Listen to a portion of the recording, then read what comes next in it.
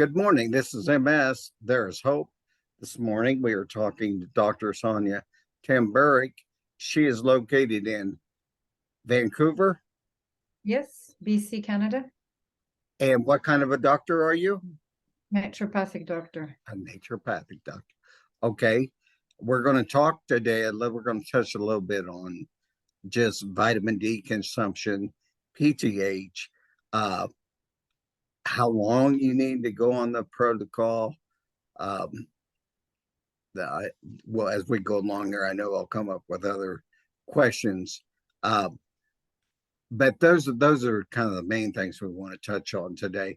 I'm going to read a short disclaimer here, so Dr. Sanja's friends don't sue me, and then we'll jump right into the interview here. If I can come up to the 21st century here and read the disclaimer. This interview addresses multiple sclerosis and the treatment of it using the Coimbra protocol. We are not giving you medical advice for the treatment of your MS. Ways and methods of treating chronic autoimmune conditions such as MS vary from person to person and should be done by a licensed medical professional. We are sharing our own personal experiences, and this is purely for entertainment. Doctor, again, thank you for being with us. It's always a pleasure to see you, and jump right in and tell us anything new that you have found. And let's start out a little bit with people often say that you can't take high levels of vitamin D. What would your answer to that be? Yes, thanks for the opportunity, first of all.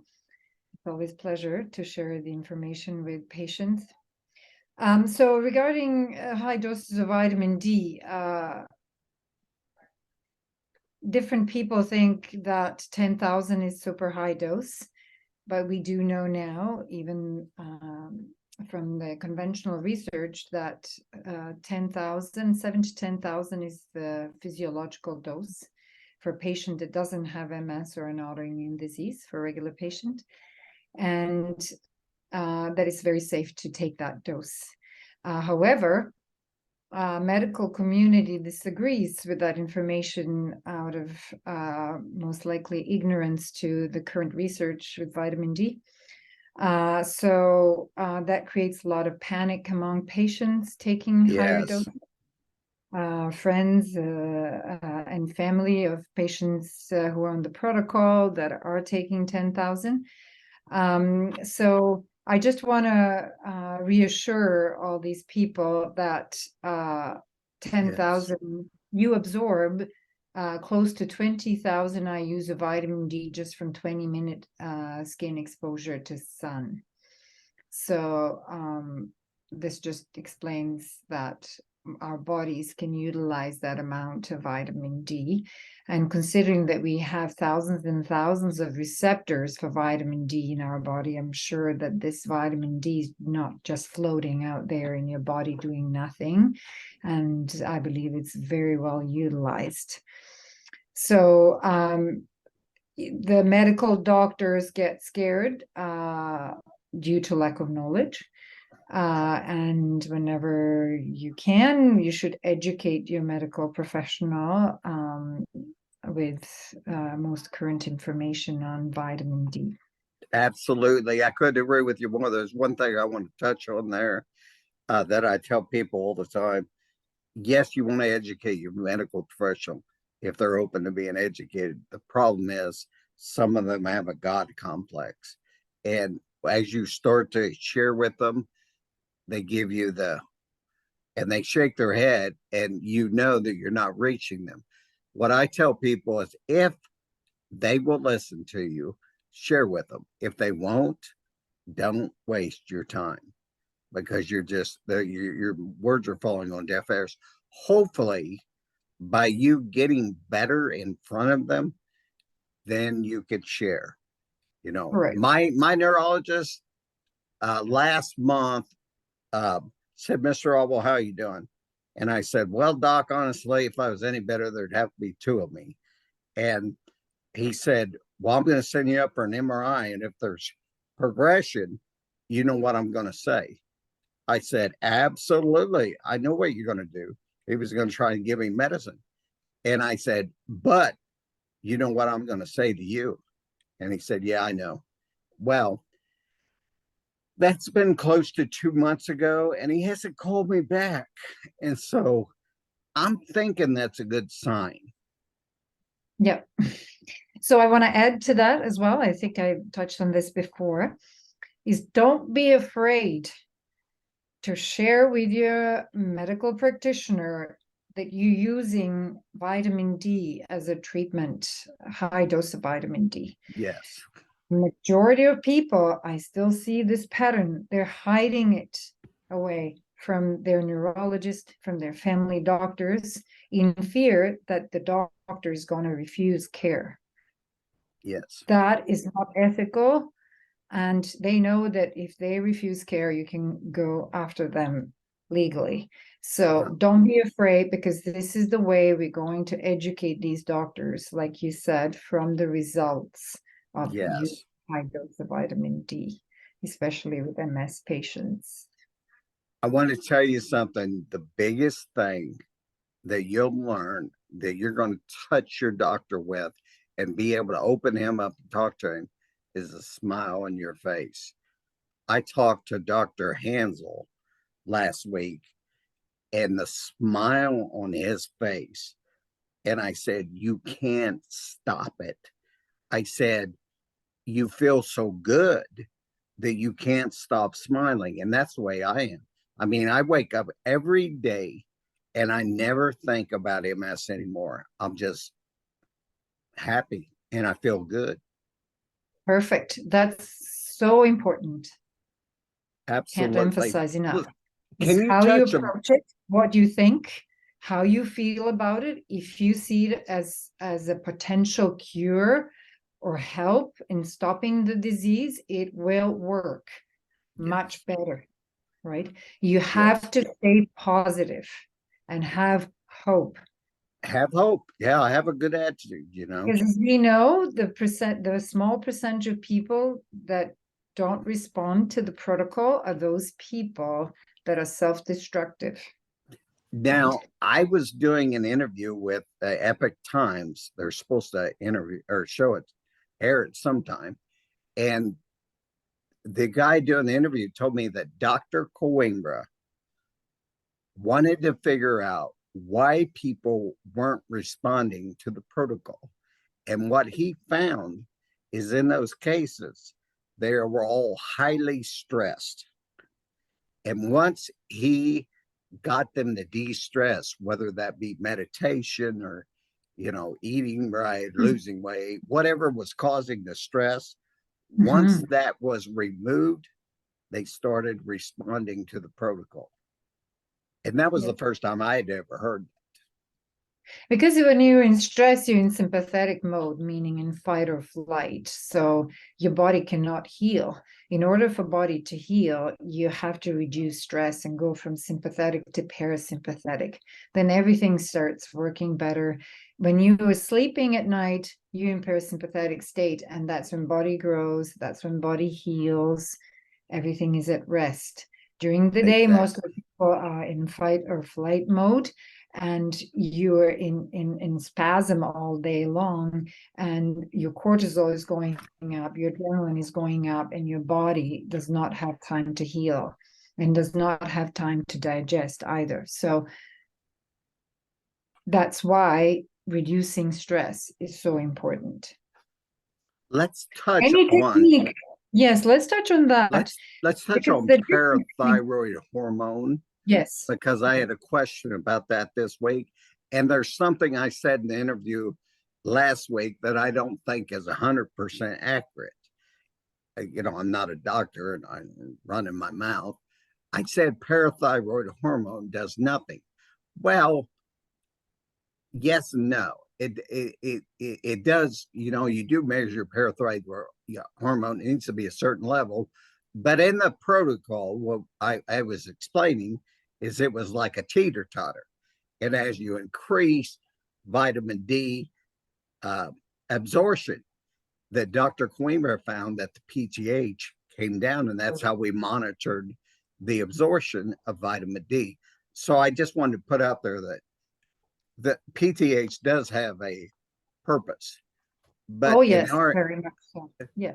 in our circumstance, it's not So really can I why just we're explain? So PTH along with MRI is your objective measurement of how well the protocol works. We do not rely solely on how patient feels. We rely strictly on combination of MRI and your PTH and obviously calcium levels, which is mainly there to assess the toxicity levels. So that's a very important measurement, and PTH is the main regulator of calcium metabolism in the body as well as vitamin D. So we can't have that missed on any of the lab work. This is there's something you just said that I know why you said it, but there's something that I want people to realize. For 15 years, I felt pretty good. You can't judge your disease by how you feel. Now, that's part of it. It can be part of it, but we don't medicate ourselves by how we're feeling always, because MS was marching through my central nervous system for 15 years. Then once it reared its ugly head, it was too late. But I ran I had a perfectly normal life for those 15 years. I ran a business. I swam 4 times a week. I had 3 kids. So that's something she said, is that you can't judge by that. We look at the MRIs, but we also do look at PTH. There's somebody out there medicating people, and he does not pay attention to PTH. Go ahead, doctor. So PTH, and you had a question about levels of PTH. So the level of PTH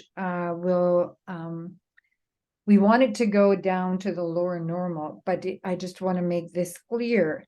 It does not have to be the lower normal number. So if the lower normal is 15, people think that they need to go down to number 15. This is not the number. The number will depend on your personal case.